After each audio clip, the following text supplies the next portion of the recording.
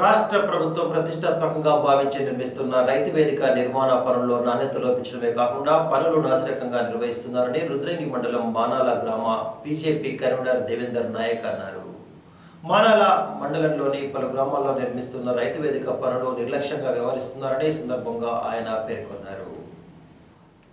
రుద్రంగి మండలంలోని మానాల గ్రామంలో నిర్మిస్తున్న రైతు వేదిక నిర్మాణ పనులను నాసిరకంగా నిర్లక్ష్యంగా వ్యవహరిస్తున్నారని BJP booth convener Degavath Devender Naik తెలిపారు. తెలంగాణ రాష్ట్ర ప్రభుత్వం రైతుల సంక్షేమం కోసం పంటల ధరలు నిర్ణయించుకోవడానికి రైతు వేదికలను ఏర్పాటు చేస్తుందని రుద్రంగి మండలంలోని మానాల గ్రామంలో వేదిక నిర్మాణ పనులను పూర్తిగా నాణ్యత లేకుండా నిర్మిస్తారని BJP booth convener Devender Naik తెలిపారు. జిల్లా కలెక్టర్ కృష్ణ భాస్కర్ అధికారుల నుండి పూర్తి నాణ్యతతో చేయాలని ఆదేశాలు జారీ చేసినప్పటికీ అధికారులు కాంట్రాక్టర్లు తమకేమీ పట్టనట్లు వ్యవహరించడమే కాకుండా వేదిక నిర్మాణ పనుల్లో నిర్లక్ష్యంగా వ్యవహరిస్తున్నారని అన్నారు.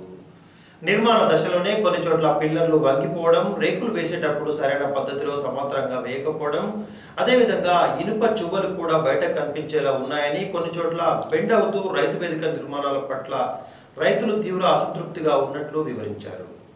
ఇప్పటికైనా వీటి నిర్మాణ పనులపై అధికారులు చొరవ తీసుకుని వాటి సరి చేయించాలని సందర్భంగా ఆయన కోరారు.